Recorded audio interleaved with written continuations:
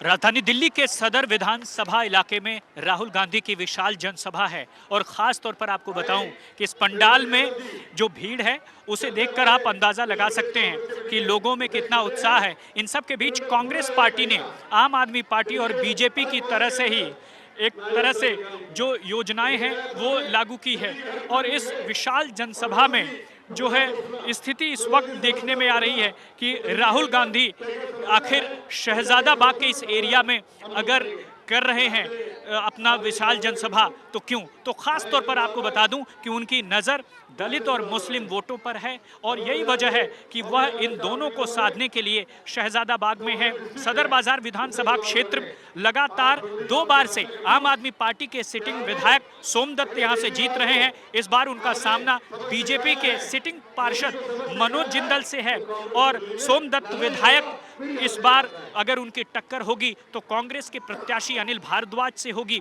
यह अनिल भारद्वाज की ही जनसभा है जिसमें राहुल गांधी और साफ तौर पर आप देखेंगे कि जो योजनाएं हैं, प्यारी दीदी योजना, फ्री बिजली और साफ तौर पर देखेंगे तो जीवन रक्षा योजना के तहत 25 लाख की बात कही गई है।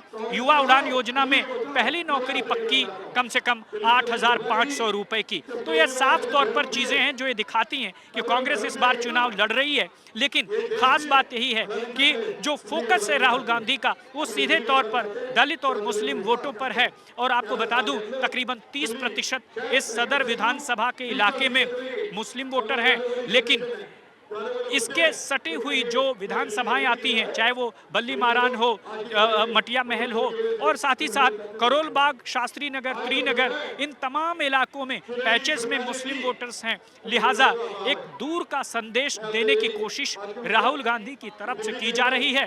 तो अब कितना सेंध लगती है कितना नहीं, ये तो 8 फरवरी को मतगणना के बाद ही तय होगा। लेकिन साफ है कि वह आज जनसभा अगर कर रहे हैं तो वो सदर बाजार में है, अगले दिन मुस्तफाबाद में जनसभा है और मादीपुर जो कि एक सुरक्षित सीट है वहां भी जनसभा रखी गई है।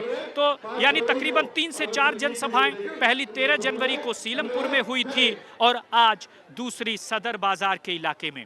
तो अब देखना यह है कि आखिर मतगणना के दिन क्या होता है। रविकांत तोतावर के साथ राम किंकर सिंह, आज तक।